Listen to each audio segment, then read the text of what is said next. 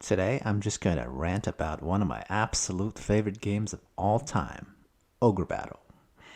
Now, as a fan of strategy games, simulation games, or RPGs of any type, I'd imagine this game is right up your alley. I mean, if you can even find it, at least. Heyo, Zenpuck here. Another day not working for the man. This is an episode of a new series where I talk about my nerdy habits, okay? So today I want to talk about Ogre Battle, and this is a Super Nintendo version of Ogre Battle, the original Ogre Battle, not the PlayStation port.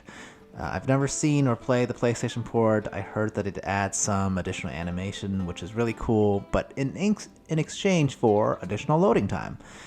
I think that's totally lame. The game is already incredibly long, as it originally was, so please, no more loading time. Okay.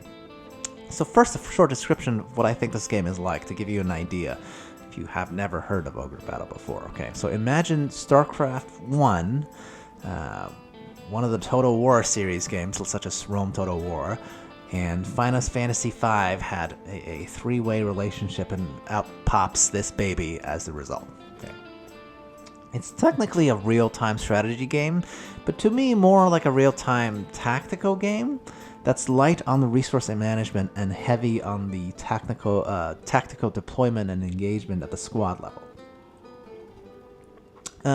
There's less overall strategy, as each battle map is set in stone and you don't have much strategic choice or flexibility as to where your army is going to move through the story. But it is still almost like an army sim, which is why I put it in the Total War series comparison here. Between the battle maps, one does have to spend a lot of time tinkering with how to organize your massive cast of, say, around 100 plus units into manageable size squads of 3 to 5 units each. Okay. And then there's the squad battles that are actually one-on-one between one squad and another.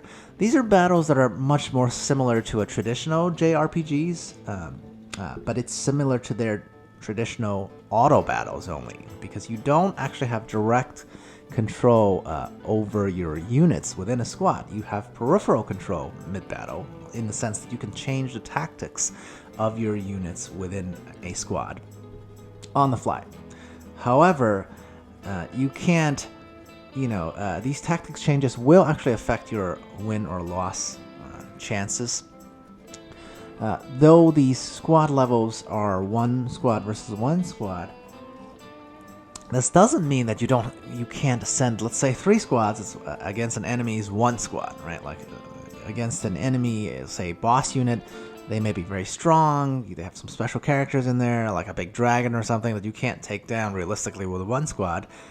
Then it turns into kind of like a musical chairs, right? You can just keep throwing units at their better units if that's what you like. Okay, so now on to why I love this game. Okay, number one, there's a massive variety of characters, classes, and how you can construct a squad. All right, there's things like ghosts, which invalidates all physical attacks, but gets completely destroyed by clerics that would one-shot them.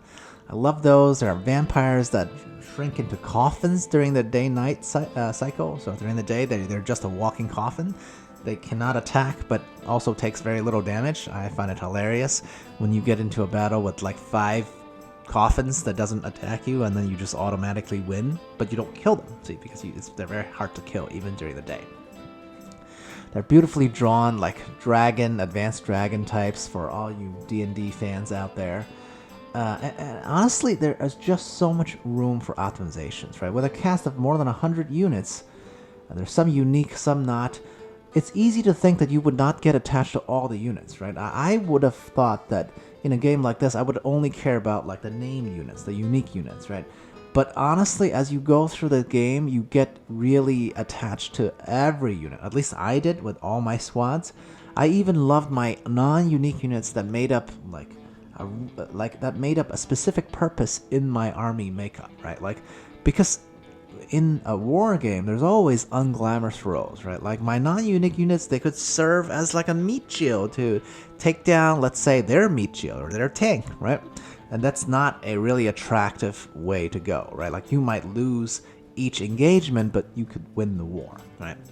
Number 2, there's incredible replayability because there's an interesting alignment system in this game. Every single character, unit, right? I'm talking about at the unit level. So your leader is a unit, your frontline troop, the most basic frontline troop is a unit. They all have an alignment, so you could tell whether they're quote-unquote good or evil, right? But your entire, in the gist of the story, your entire revolutionary movement also has an alignment.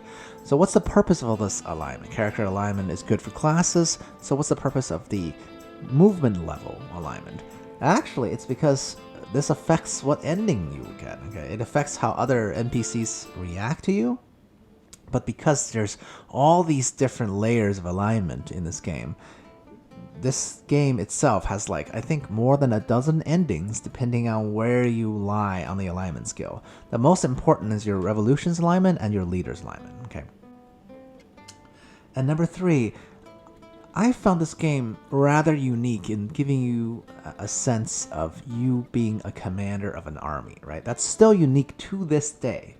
Compared to games like Total Wars, where all I wanted to do was go fight, right? The city management part didn't interest me as much. In this game, the difference, the management of your army, the management of which map to tackle next, and within each map, how to finish the map and liberate cities and within each battle map, down to the individual tactical battles. I had fun with every aspect, and none dominated the game, right? Compared, again, in Total Wars, all I wanted to do was skip all the management part and go fight. This is a really hard balance, I think, to achieve, okay? This is a unique way of making you feel like you're in charge of multiple squads without overwhelming you with logistical burden, right? I'm going to compare this to, for instance, its own sequel. A direct sequel to Ogre Battle is Tactics Ogre, okay?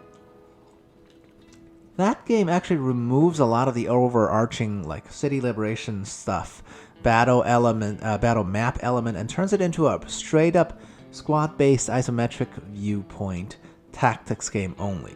The best example of which is Final Fantasy Tactics, which actually, for those of you who don't know, Final Fantasy Tactics actually copied Tactics Ogre. Okay, so Tactics Ogre came first. But that type of game just feels different, right? In a isometrics 3/4 view tactics game, I feel more like a squad leader rather than an army leader.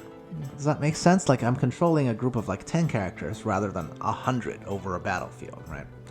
Again, on the other spectrum, in Total War, even during the battles, I'm controlling so many characters that I couldn't possibly care about the individual fighters within a squad, right? Because they're statistically irrelevant, and I can just heal them up later anyway.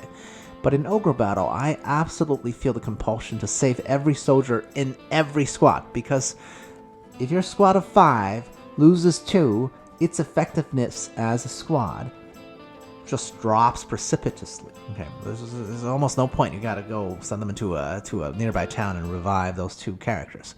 So to me, every unit counts, even though I had more than 100 to deal with, right? Honestly, one of my favorite things about this game is just how unique it is, right? Beyond these examples of why I love it, it just hasn't been replicated afterwards.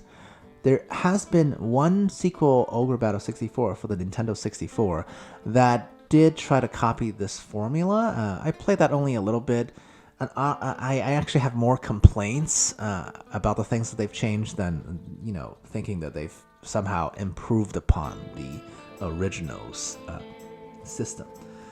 So I'm going to stick with the original Ogre Battle. It's such a wonderful hidden gem. I never hear anyone talk about this game.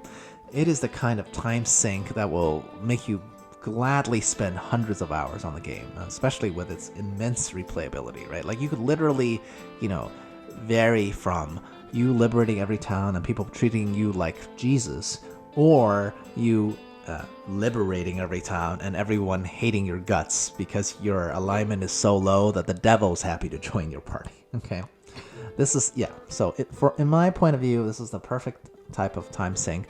I wish this game was more available outside of things like emulators. But honestly, I don't know how to find it. Okay, if you guys know how to play this game legitimately, past the last port, which was the PlayStation port, which is, again, no one has a PlayStation anymore, but this game will remain and live on in my memory, if nowhere else. Thanks, guys. Check out some of my other videos on other topics. Have a good day.